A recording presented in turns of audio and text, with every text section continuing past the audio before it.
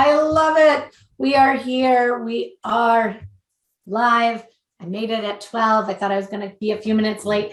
I want to start off today by saying thank you, everybody that is probably listening to the replay, because we are a day early. And that's because guess what? Lisa and I got other things we're doing this week. We're all going to be at Leap for the next 3 days. So we didn't want to miss this time and space of being able to come to you and just share with you all of the wonderful, juicy things that we talk about behind the scenes amongst ourselves, as well as with our clients.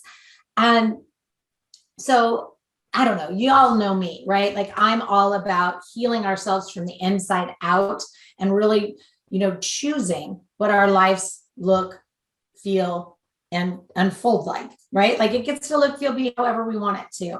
And we get to choose. And that means inflammation. That means digestion. That means our relationship to fitness. That means, a relationship to, I don't know, leaving the whole diet culture behind.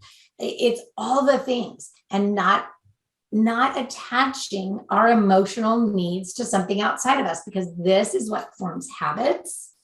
This is what makes those habits hold us hostage, but it's also what starts creating addictions, whether it be behavior addictions, process addictions, and or chemical addictions, which could be anything from alcohol to bread.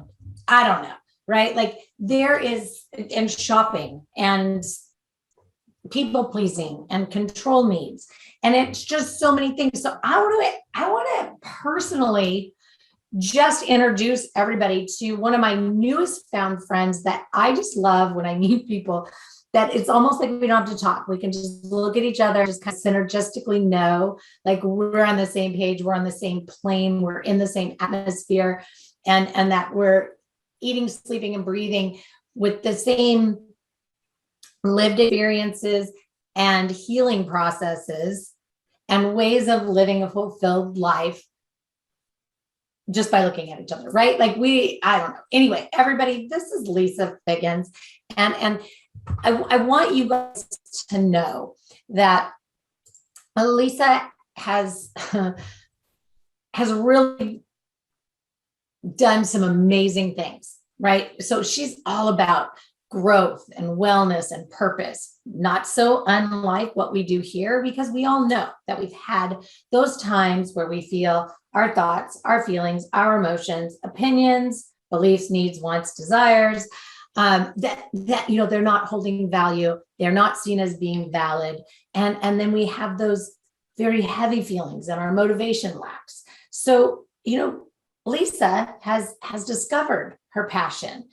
And she did that in her own life, like myself, when we got to that place of frustration, being unfulfilled, and just facing life changes and life transitions that weren't working for us the way that we were approaching them, or the way we were seeing them or hearing them or experiencing them.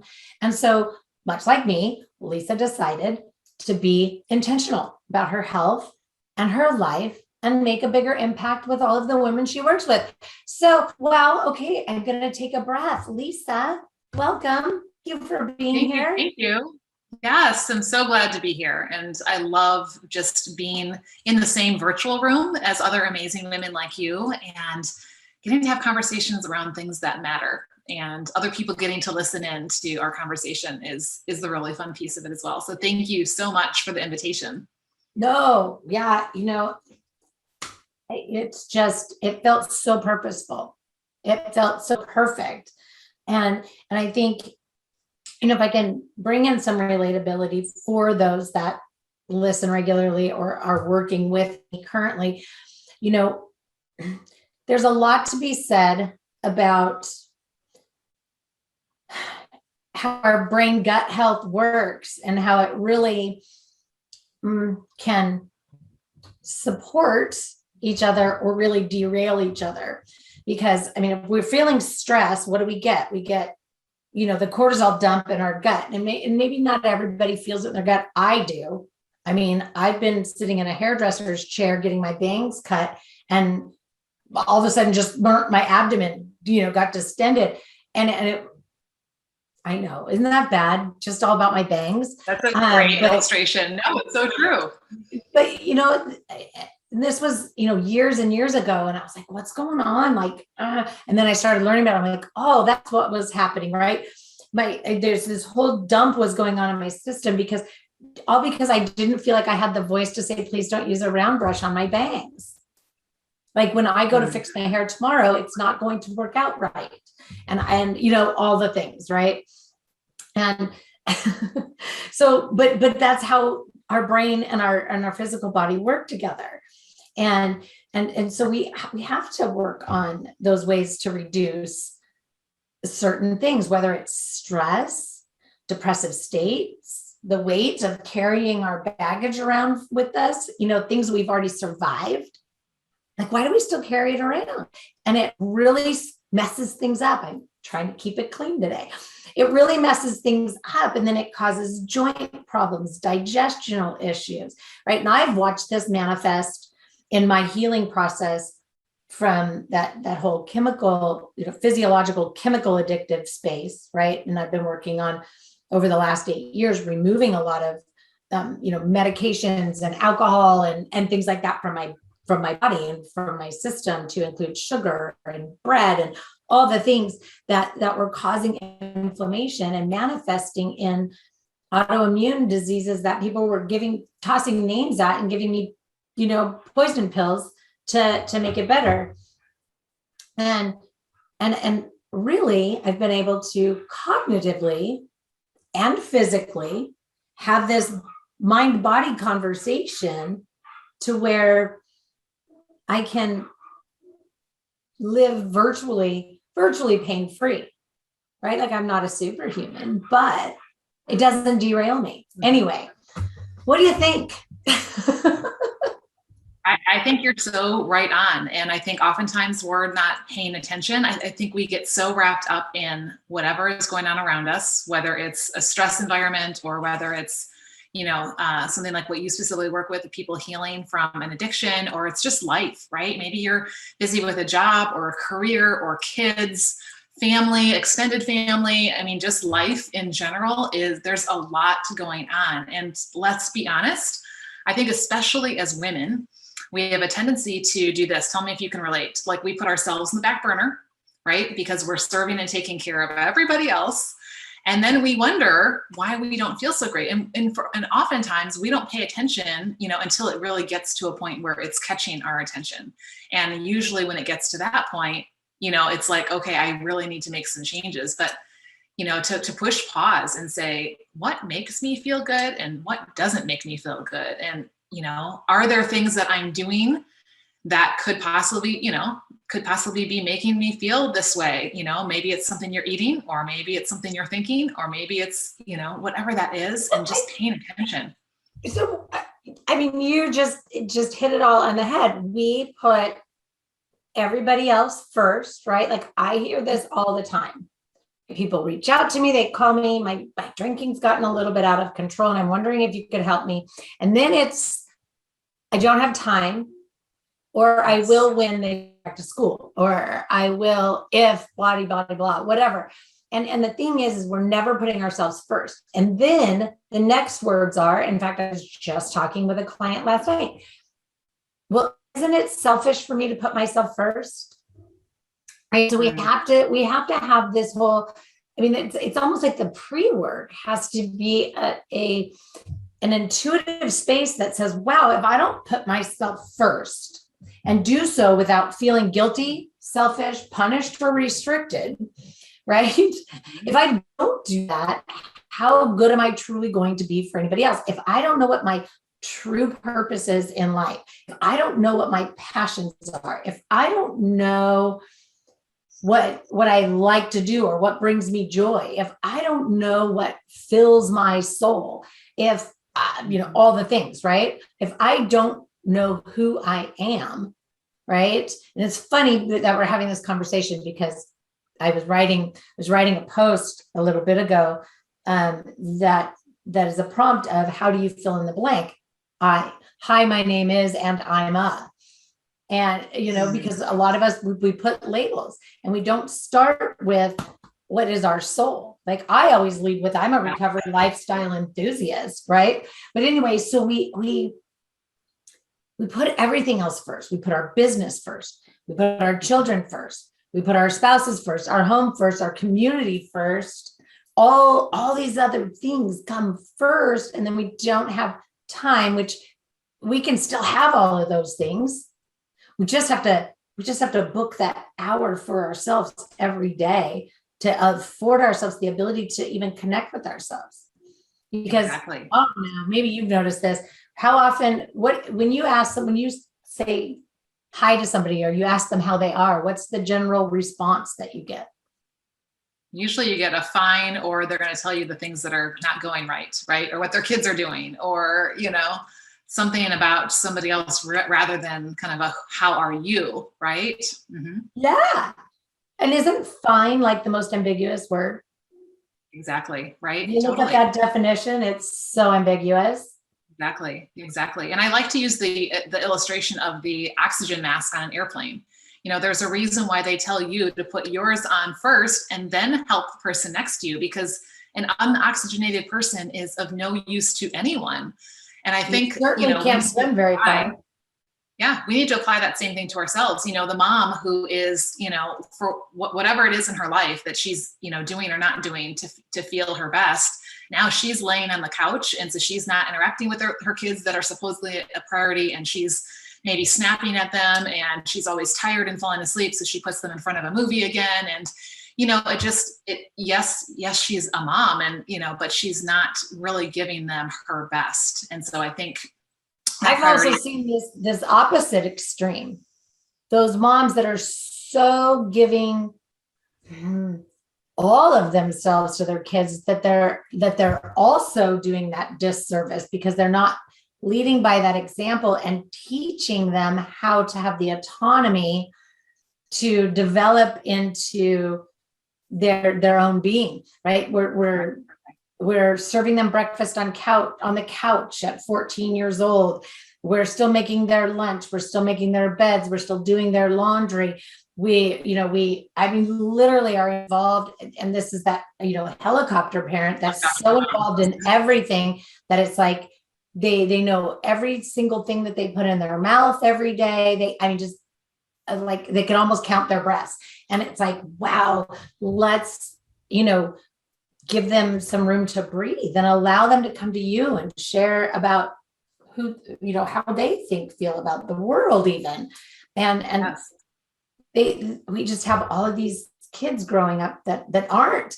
I mean, it's great to, have a good relationship with your kids and have them want to come and be around you and hang out and things like that as they're getting older.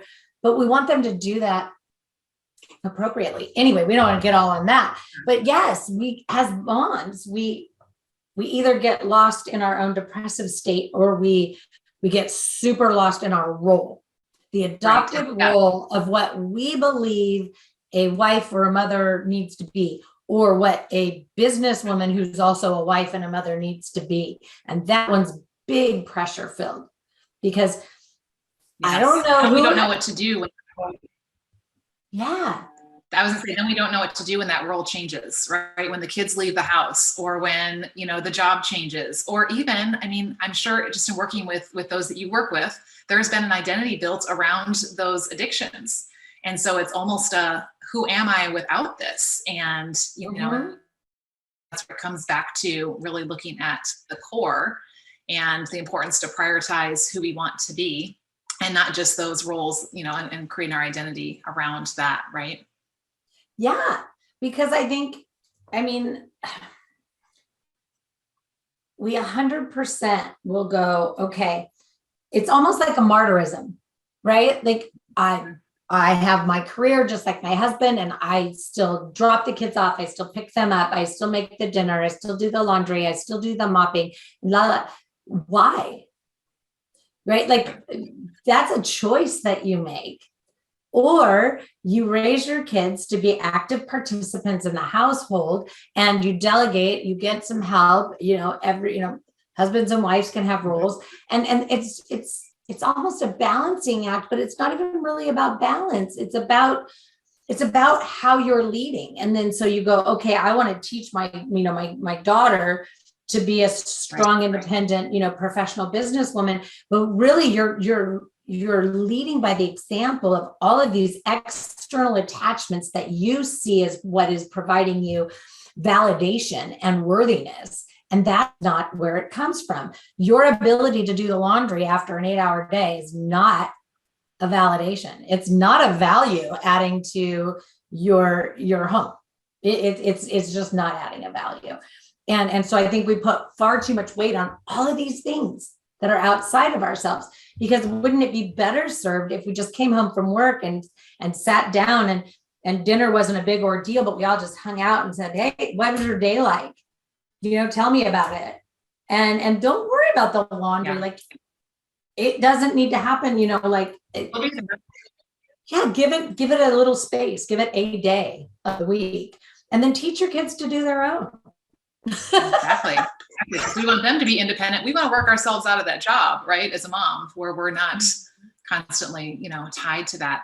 It was reminding me of a conversation I had earlier today around a book called The Best Yes. I don't know if you've ever heard of it. It's by a gal named Lisa Turkhurst. No. And this gal was sharing with me that she has a hard time saying no to people. And so I said, this book is really a mindset shift about, it's not just about saying no, but it's about being able to give your best yes. So deciding what are those things that are priority and what deserves my best yes. And so, I'm just thinking as you're talking about those things, yes, if you're the crazy woman who's doing everything, are you giving your best to your kids, who you say are that priority? And when somebody asks you to do something, do you say yes because I can do it? Or are you really going to be able to fully give yourself to whatever that is? Or are you giving them I'm saying yes, but I'm only going to give you half the effort that I would love to if I could, so maybe instead it's saying, I would love to give you my best yes, but right now I don't feel like I can do that. Or in 2 weeks, I can give you my best yes. And right now I can't. Can we circle back, in a couple of weeks or a couple of months?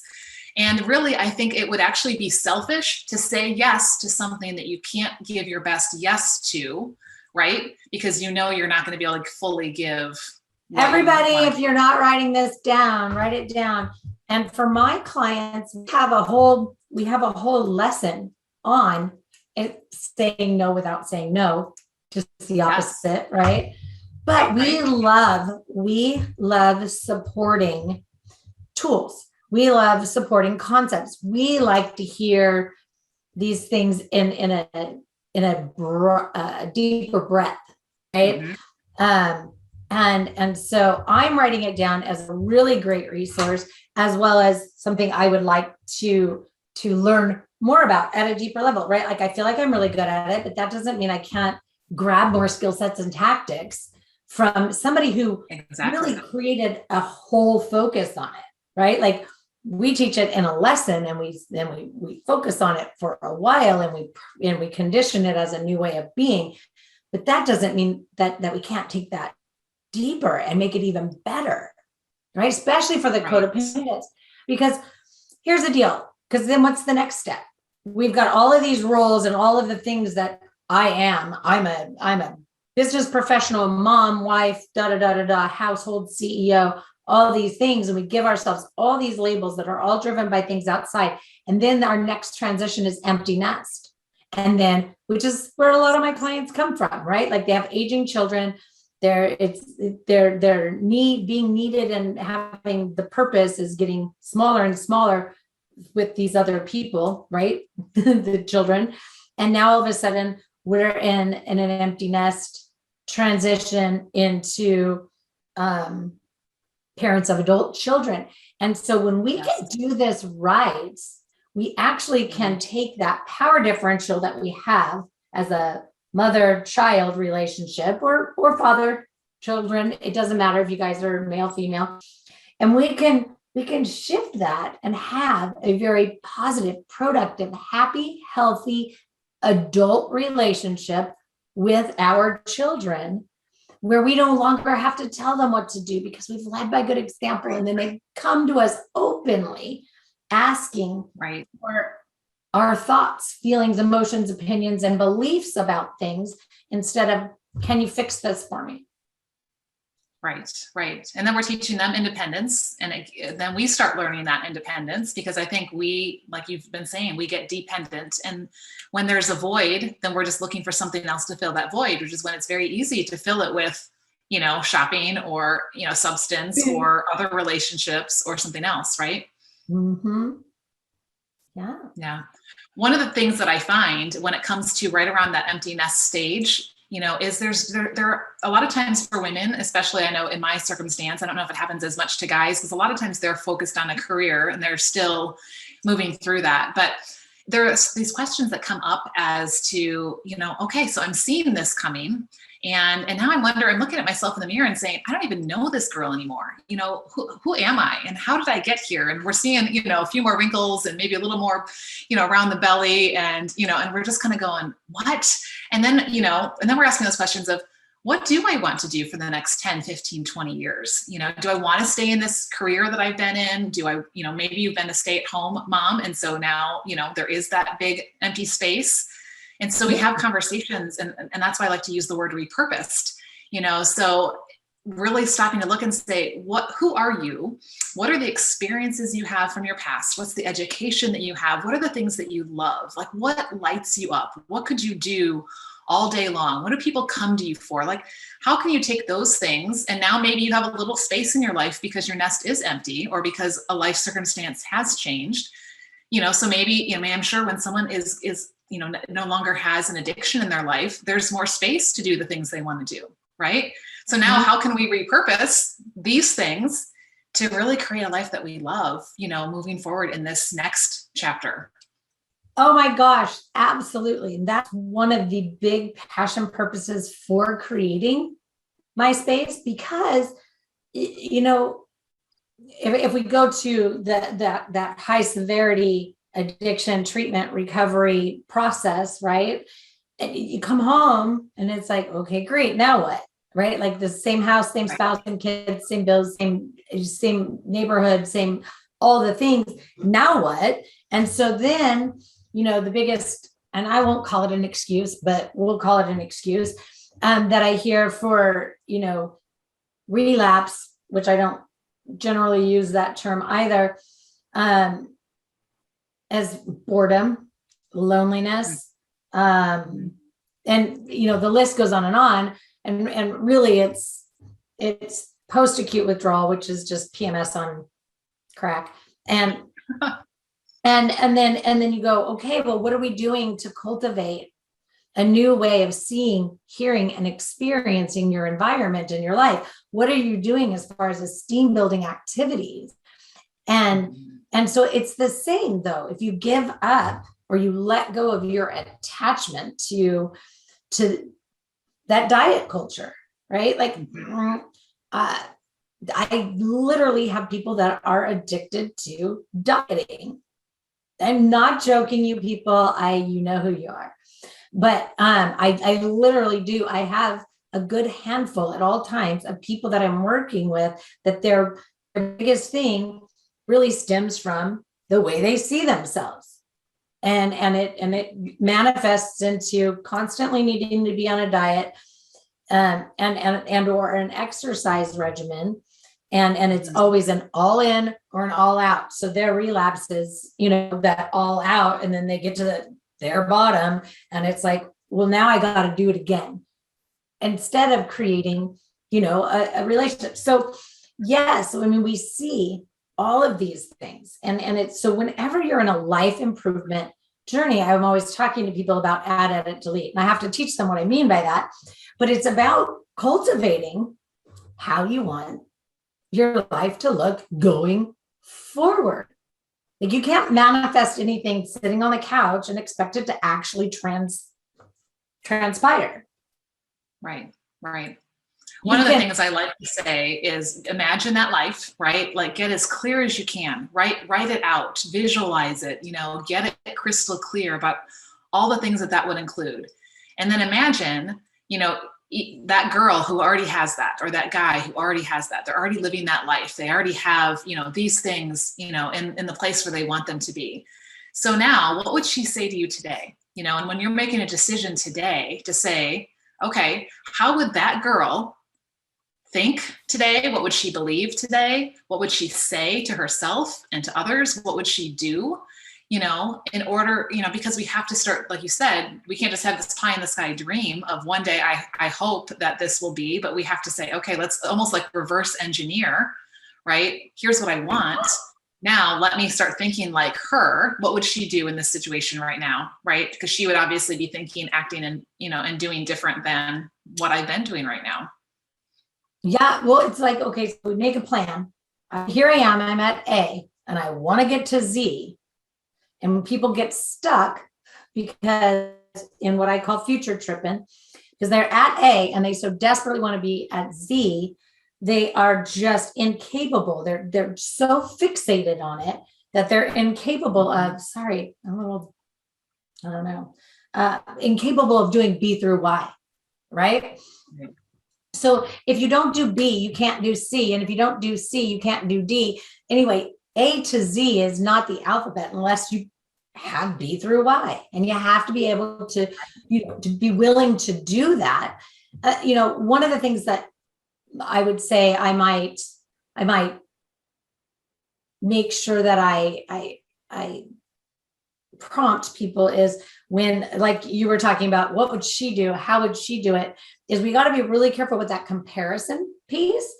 Now, knowing why, being able to say, like my celebrity crush way back in the day when I did it was Nancy O'Dell, right? And so, but my very first step with that is why. What are those feeling words when I'm looking at her and watching her? And you know, and it was her poise, her elegance, her articulate way of being, despite the things that she had to move through. Mm-hmm. And so as she was sharing it, right? So I could identify my why, and then I figured out my how I was going to do it, and then quit comparing myself, right? Like I just want something that feels like I perceive this. And then I had to create it myself, which means, you know, you go and like all the self-help things, right? You watch all these self-helps, you pick up these self-help books, and it's like, great. But the more I tried to fit the myself into somebody else's method, the harder it was, right? Like it's like trying to put a square peg into a round hole because it's their method, their modality, their way that they made their life great. Like the Tony Robbins, right? Like that's his way that he did it. And it's great. And if you really love it, you have to do the work. You have to do B through Y, which means you have to add, edit, delete, make it your own along the way so that you're incorporating his skills and tactics and thoughts and beliefs and all the things into your life, into your, you know, like, just like with all of our clients that come and work with us, like they can't just go, I want to be you. Well, no, you don't. Like, no. Right. So we have to. And so I love that you brought this up. And I will say before you move on, that girl I'm talking about is you. She's just that version of you that is in that place that you want to be. So it's not somebody else that you're looking, because, you know, we always see the highlight reel of somebody else, right? We don't see all the behind the scenes, all the struggles, all the heartache, all the times they failed. We see the pedestal, right? We see this amazing picture and person and think, you know, so that girl that I'm talking about is not somebody else. That girl is you, who has already accomplished those things that you're at point A saying, I want. That's looking ahead to you at point Z with those things, right? And so that's, then she's that girl who's going to make those steps to get from B to Y, you know, go through B through Y, right? That is awesome. I love that. I love that. Yeah. Again, we're always like right there in sync, and it's so amazing. So tell me, I want, because, you know, I love that, you know, you're always having a cup of detox tea, in your space. And I just, you know, I want, people hear me talking about it all the time. Like you've got to be willing to observe what you're putting in your body, because, you know, what we put in is our fuel, right? Literally, food, beverage, nothing. It has no other purpose than to be fuel for our body, whether that's, vitamin, mineral, or it's protein or fat or whatever it is. It has a very specific, poignant purpose in our life, and it is to be fuel so that our brain and organs function properly, up to and including our skin, which is our largest organ. And so, they hear me talking about it all the time, and I'm always prompting people to do their food mood journals, right? And if you don't have one, you can get one. You just have to go to the website and download it. But it's tracking it and really taking the time to do the emotional part. I get all of these food mood journals turned in, and it's just that this is what time it was, this is what I ate, and this is how I felt at that time. I want to know all the in-between stuff while digestion is happening. I want to know, where does the bloat kick in? Where does when do your hands swell? Is it not till the end of the day? Are you getting enough water? All of these things, but because we want to be able to identify, do nightshades not work for you? Is it root vegetables? Is it red? What is it? Maybe it's the combination. I've had so many clients that they present, and they're like, I crash every day, around lunch. I guess I'm starving and famished, and I eat this gigantic healthy lunch, and it's, totally healthy. And then I crash and I'm super lethargic. And then we get in there and we look, and everything that they've eaten from the time they've gotten up is, one, not much, and two, converts to sugar. Literally every piece of it converted to sugar. So the yogurt, the granola, the fruit, and the bagel, and all of these things converted to sugar. And then they sit down and they eat this ginormous salad with all kinds of things in it, up to and including protein and croutons. And so then they got all the food groups all at one time, all on one plate, and in a size that's like this. And then they want to know why they're sluggish. I'm like, well, your body's got to sort through all of that, and it can't break it all down at one time. It has to go, I'm going to put this over here because I can use that later. I'm going to put this over here, and I'm going to work on this right now because it's the energy I need for right now. It's going to be the quickest to work on, yada, yada, yada, whatever. Right. But then you still find them right back in that diet culture of, I'm just going to do the whole 30. I'm just going to do, I don't know, the whatever, right? I'm just going to go back to keto. And then they're punished. Then they feel punished and restricted in their life. And then they're not eating the things that they like. And. So that's my sermon for the day. Talk to me about, your journey with your gut brain health. Yeah. Well, one thing that I do want to say that springboards off what you just said, your body only has the information that you give it in the food you eat to build itself. So really thinking through that, right? It only has what you give it. I mean, it's not producing all this stuff on its own. So if you are giving it a bunch of crap, that you're going to feel like that. I mean, that's just how it is. And if you're not doing what's going to help you feel your best, I like to call them body loving choices, because I was that girl. So I had a cancer scare. That was my wake up call to, maybe I'm not as healthy as I think that I am. And, and I was a former educator. So as an educator, I dove into learning. But what I did is I went from the girl with no plan to the girl who tried every plan, right? And just like you said, I would jump to, keto, and then I was raw, and then I was vegan, and then I was whatever. I don't even remember the names of all the different things that I tried. And honestly, my family would look at me and laugh and say, what are you eating this week? Because that's how often it changed, because I was just on this quest I just want to be healthy, and I want to figure this out. And, there's got to be this magic, thing. And while there were pieces of health that came from each one of those, it wasn't about, I'm just following this plan, and I'm fitting into this box, right? It was really discovering what is best for my body and what is sustainable. Because, you can be on a plan and you can be seeing results, but is this how you want to eat and live for the rest of your life? Right? Because otherwise you have this mentality of the diet culture you've been talking about, of when am I done? I'm doing this for 30 days and then I'm done. And so what is our brain saying? This isn't what's going to last forever. As soon as I'm done, we all know what you're going to do, because what you did before you started was you had whatever it was that you knew you weren't going to have for 30 days. And guess what you're going to do on day 31?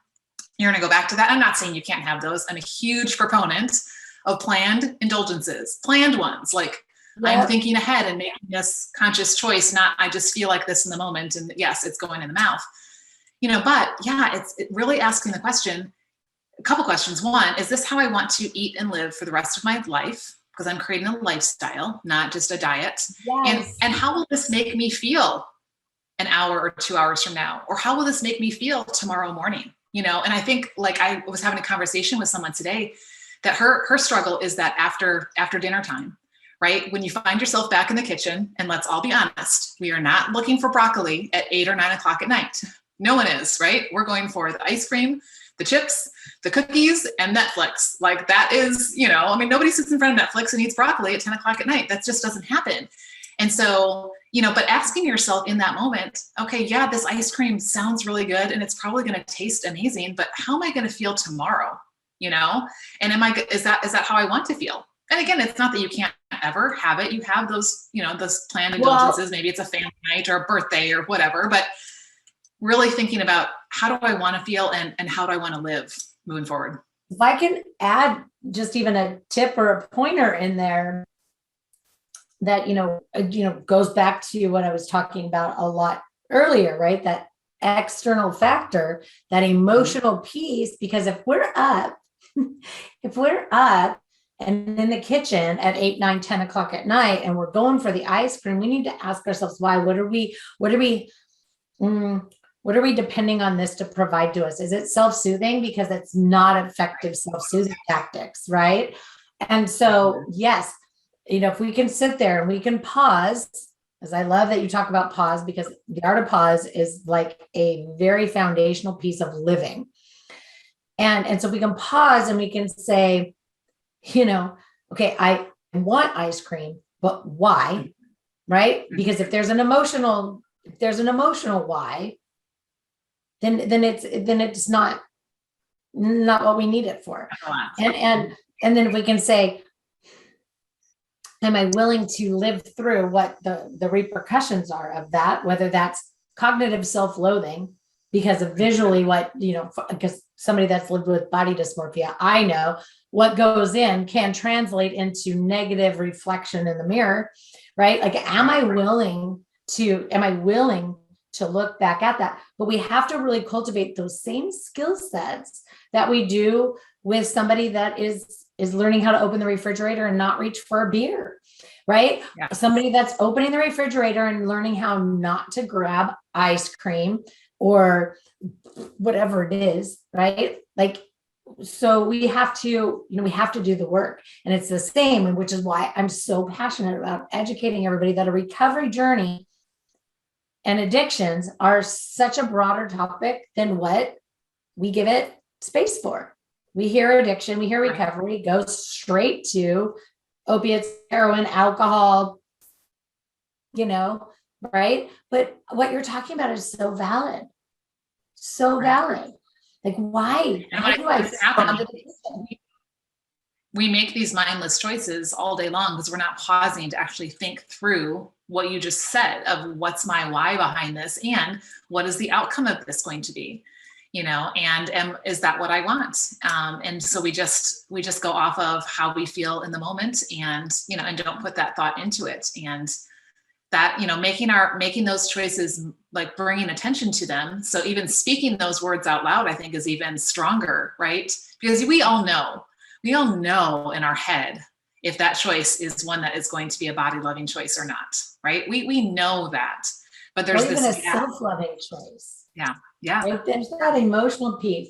I mean, I love that you're talking about the body part, and I really, really love that we're bringing it into this space, because it's not honoring ourselves, mind, body, spirit, soul, you name it. It's all one.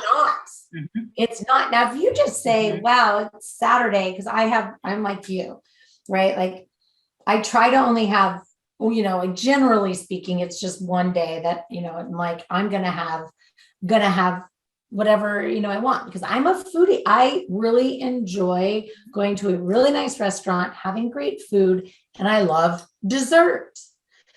But I can't do that every day. And so I have other things that, that I do throughout the week. Like I make some really healthy smoothies that are in the consistency of a milkshake, right? Just by throwing frozen avocado into it. And then it gets all thick and creamy and you eat it with a spoon and yay. I mean, sure, you can't do that every day because it's still super high in fat, but it's at least healthy fat and it's not packed full of refined sugars and all of those ingredients you can't pronounce. But I lost my train of thought. It just happens. It happens all the time. Sure. Well, you were talking about each week having a time where you did enjoy that, oh, right? Yeah. And so, you grab a day and you say, this weekend I had a really yummy chef-made pastry that had fruit inside. Just because it had fruit didn't make it delicious, and it had some amazing vanilla ice cream on top. That was my theme for the week. And the week before I had pasta, and the week before that I had something else.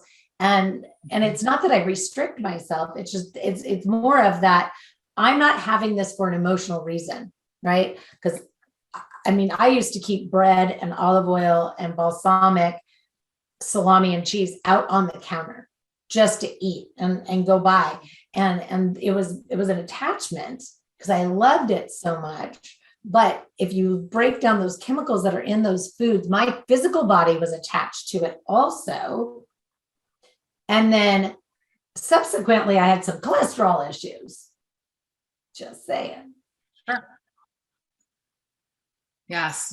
And, you said this earlier and it just made me think of it when you were talking about it. We don't have to live in black and white, because I think sometimes what happens is we say, okay, all day Saturday is going to be whatever day. Like, why does it have to be all day? Why can't it just be, I'm going to choose to enjoy this in this moment and, and just be there. Right. And so I think what happens. Yummy. Yes. Oftentimes when we open that door, then we're like, well, I've already blown it. So I might as well have this, and this too. Right. And then we figure it works. So yes. Right. And I think life is lived in a lot more in that gray space. It's not in the black and white and the all or nothing, because like you said, if it's always all in or always all out, we're really not living true life, and we're not going to be able to make progress going towards what we want to go towards. So I think there needs to be some of that allowance for the gray space and figuring out, okay, what does this look like in a real life, right?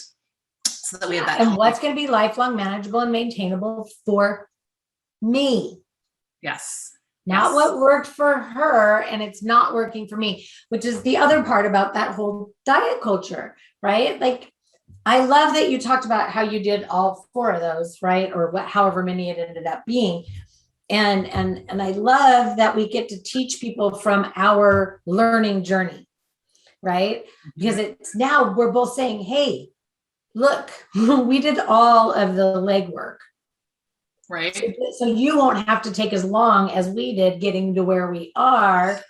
We've found all of the different things that worked best: the add, the edit, the delete, the make it your own, the, this piece over here, that piece, whatever it is. And we can teach you how to do that for you.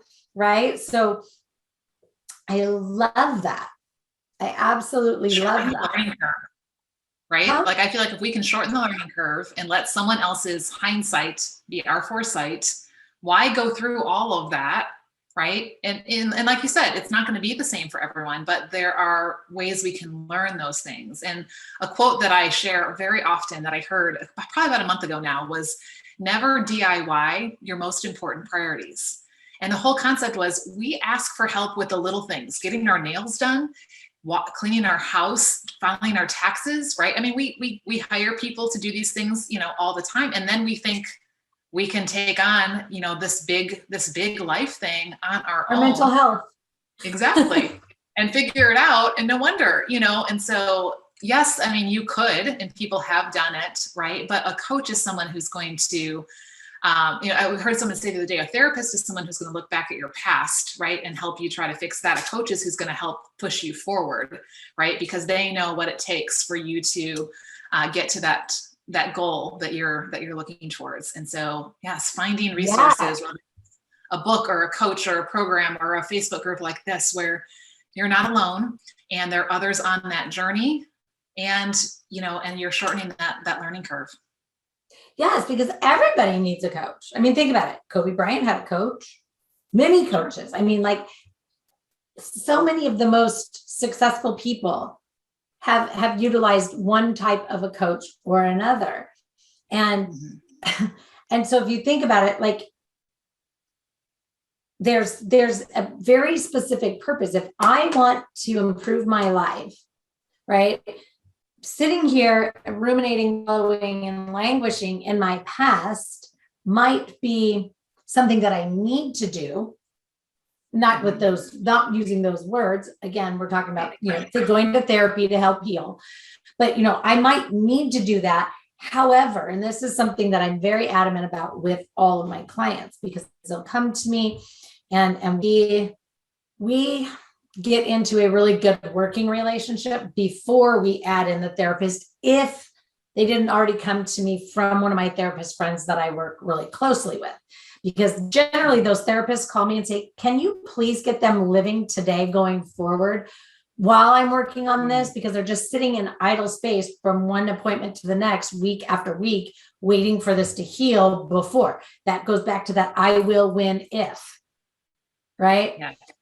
I will win, and if I heal from this past trauma when I was 4 and I'm 50, right? Like, no, like, we have to live today. We have to be in today. We have to. So I teach my clients a very specific, metaphoric shelving system, where it's like, what's the, what do we need to put on the shelf? If it still needs to be healed or whatever, and we're working on it with our therapist, it's here. Right. But if we meet with our therapist every Thursday, it's only off the shelf on Thursday, right? Because it doesn't serve us in today. It's already come and gone. We survived it, especially for a lot of the traumas that I see, which is, sexual assault, domestic violence, things like that. I'm like, look, man, you woke up, you didn't have there's no chalk line around your body. You're good. We've got to live. And so we've got to, leave that. Trauma therapy and healing has a process, and it's a long process, can be quite extensive for some people, depending upon the severity. But that doesn't mean you can't exist in today. Like, let that process be that process, and let this process be this process, because your couch is not your friend. Anyway, so, we want to be able to, right here, right now, in this moment, going forward, how do I want it to look, feel, and be? And it's asking the right questions. Right. And sometimes, I'm sorry, go ahead. So if you're always focusing on what hasn't worked, or what's been the problem and all that, and like you said, there's a time and a place that does need to be, addressed. But if that's what your question is always about, well, I've always failed at this, or this has never worked for me, or the last 2 weeks I haven't been able to stick to whatever this is, right? You're asking the wrong question. The right question is, what can I choose right now that will take me in the direction that I want to go, right? That's the question we should be asking and answering. That should drive the choice we make versus all the other ones that were from the past. That could not be more right, more true, more correct. 100%. And we also want to watch putting all of our eggs in one basket. Right. And this is not me picking on therapy. This is me just using our industry, if you will, the mental health or health industry, because there's a lot of different layers to that, right? You don't want to put all your eggs in one basket and expect that one person, that one coach, that one therapist, that one, I don't know, medical provider, that one, whatever, to fix all of the things. We're constantly building collaborative teams for the clients, right? Like, we'll have, we have Dr. Melissa, like, help people understand what they're doing with all of these these pills, these meds, these supplements, etc., and make sure that they're, doing what's right and not just constantly adding on top of, because you get to be my age, you got a lot. I got a basket full of stuff that I've gotten down to just a few, but I'm like, wow, how did I get to that many? How did I get to that many? Right. And of course, conditioned over time, it's just adding, and nobody was looking at, well, do we just add or should we remove? Right. So, but you want to look at all of the providers that you may need. You may need somebody that can help you make some very specific choices as far as fitness goes. I'm a recovery fitness coach, but I'm not going to get into the gym with you and I'm not going to write your exercise plan. I'm going to teach you how not to become addicted to exercise in your recovery journey. Right? So we all have a very specific path. So when I have somebody who really needs to be up and moving, one, we go and get medical clearance from a doctor, because if we have that level of a severity of addiction, right? We've been drinking for 30 years. We got to wait for our organs to heal. We don't just go, I'm going to quit drinking and go jump in the gym 6 hours a day or 3 hours a day, 6 days a week, right? Like we can't do that. We got to make sure that medically I'm physically fit enough to do that. I'm not putting my life at risk. And then we want to make sure that our mindset around it doesn't get attached and we don't addict. We call it cross addiction. People do it all the time. I'm going to quit drinking and I'm going to exercise every day. And all they're doing is changing one habit, one addiction for another. That's why I say why living without habits is the best way to go. And then we got to find somebody that's going to teach them, the right exercises to do to get, like full body connection with, full body fitness. Right. So we want to be able to build teams, and we don't want anybody to be really feeling like it's like this, we're all in cahoots and we're trying to, make all your money. That's not it. We want to get you the best team that can possibly be made. And so I don't specialize in everything. I'm not a master of all. I'm a master of what I'm a master at. Exactly. Right. Same as you. Right. Like we have our niches. And so when I have somebody that's like, okay, we've got everything, but I still don't know what I want to do going forward with my life. Things are, I'm not a career coach. I'm going to refer. I'm going to say, let's bring somebody on board. Right. Anyway, you get what I'm saying. Right. Like, and yet at the end of the day, it all comes down to us. We are the constant. Right. And we can have even all these great coaches and all these great ideas and all these great resources around us. And if it's somebody else who's making that choice for us, it may stick for a little bit, but it's not going to last, And so that's where we have to change from the inside out. Right. And our mindset has to change. And that's why I think it all comes back to where we started with this conversation. It comes down to prioritizing ourselves and saying, I have value. And taking care of myself in all these different areas matters, not because of all these other people and all these other things, but because I matter, right? And that's what's going to allow us to stick with it when we don't feel like it. When there's not a coach who's literally standing next to your bed to pull you out of bed or, to push you, into the gym or to close the refrigerator for you. They're not standing there, right? No, we have to learn how to condition it as a way of being. Right. Like I work myself out of a job. We start with weekly, then we go to every other. And then at the end, it's every 3 weeks and then we're done. Depending on how long. I mean, it doesn't matter if it's a 12-week or a 9-month program, right? Yes. Doesn't matter. But I'm never going to just go, okay, we're done. You've been talking with me, I've been there by your side every other day for 12 weeks. And now I'm gone cutting bait. I mean, sure, you still have to actively schedule appointments because I don't coddle, but that's the other thing, right? Like a coach is not supposed to do it for you. They're supposed to empower you to feel like you can do it for yourself.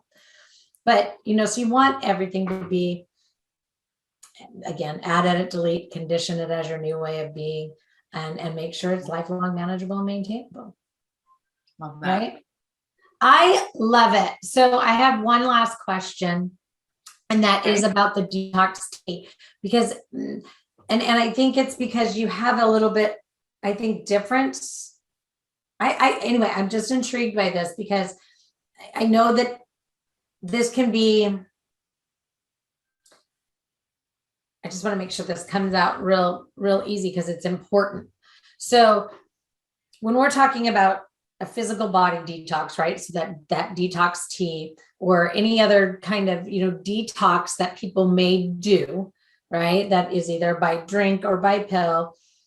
But one, I want to talk to anybody here that has disordered eating or eating disorders. Please do not do a detox without having a coach or a professional, especially if compensatory measures is an issue for you. This part is definitely not for you. And I want you to know that if you're gravitating to that, I just want to do that walk with you, or we need to have Lisa do that walk with you to make sure that cognitively you're not putting the emotional attachment in the wrong place. There's my disclaimer. As somebody who's walked heavy in eating disorders, it's an important piece, right? Because we can go, oh, I'm going to do this detox. And then we feel all nice and clean on the inside, and we feel empty, and we feel like relieved of all kinds of garbage and junk that we've been carrying around, right? But we can get attached to that also. That feeling also can become almost euphoric for us. And again, I'm speaking from firsthand knowledge. So talk to me about your detox tea and how you use it, and how it's beneficial for you. And then we do have to wrap up, but this is the last 4 minutes. So I will say, when we're done here, guys, Lisa's going to drop in her contact information in the comments below, and this will be tagged at the top of the page for the next week. Anyway, so talk to me about this. So the body works, and we put fuel in, like you talked about before, right? And then our body uses what it needs from that. And then it has an elimination, process as well. And so, I think that you're right. I think a lot of people have associated, a detox with, I'm starving myself, right? No, that's the not putting stuff in. That's not helping your body's natural process to remove the things that it couldn't use or didn't use. So it goes back to that right definition of what is, a detox. And our body has several different ways it gets rid of toxins. It gets rid of them through our lungs. It gets rid of them, through breathing. It gets rid of it through sweat, through our skin. It gets rid of it through urine. It gets rid of it through feces, and so we want to help our body to, be able to get rid of the things that it doesn't need. And so really, when you look at it as, this is just the way God made our bodies, and he gave us organs to do these things. Now, how can I support those organs to do that well, right? So the detox tea that I love, number one, I will be honest. So this is one of the things that I do at night to keep me out of the kitchen at 8 or 9 o'clock when I want to go get ice cream or chips or cookies, is I have my cup of tea. So it's still something in my hands, it's still something I'm holding on to. Yeah. But, so that is one thing. And that's when I like to have mine. You can do it any time of day because it's not caffeinated. But what it's doing is it's helping supporting the liver and the kidneys and the digestion. And I like to equate it to the dryer vent, right, in your dryer. If you just keep drying one load of laundry after another, eventually you're going to have all that lint, right, on that vent. And if you don't clean it out, one of two things is going to happen.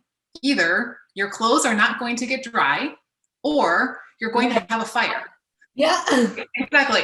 So what do we do? I mean, it even says right there in big bold letters, clean vent before every load. And so we, take it and we empty it out. And that way the dryer can work and get rid of the lint that it doesn't, that it has been produced in the process of drying, and get it out, and so that way we can get out of the dryer.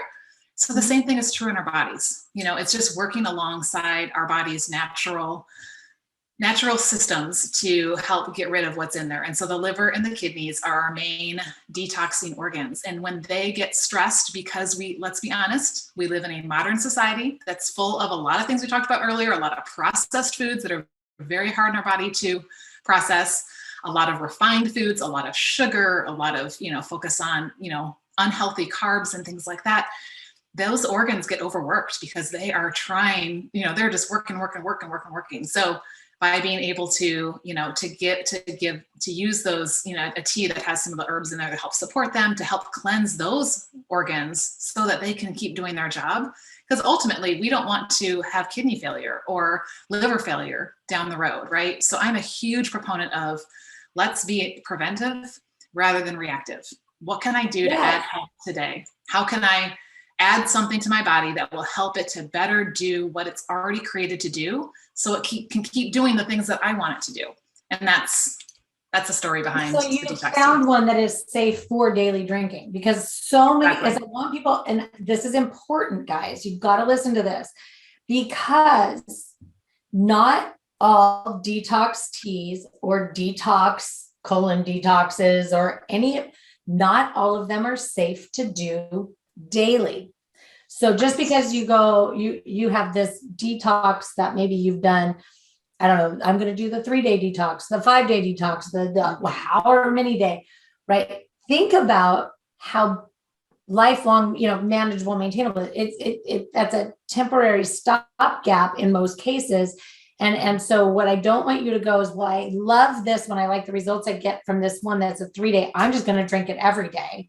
That's not the point here. The point is that Lisa has one that, although it's called Detox, it's a daily. We actually just changed the name. So I actually should change that, because it's now called Clean Tox, right? Which I think is a much better name, right? We're helping our body to naturally clean itself. So yes, that is actually pretty recent. Okay, so this is to be rebranded, which I love. And so, because I have been really curious about that since we started, chatting, and we're all cultivating relationships, right? Sure. But I'm like, how can this, because I'm somebody, again, who will go, well, gee, if this kept me processing things, right? I was never a purger in the sense of bulimia, but if it keeps my body going, like, why would I stop?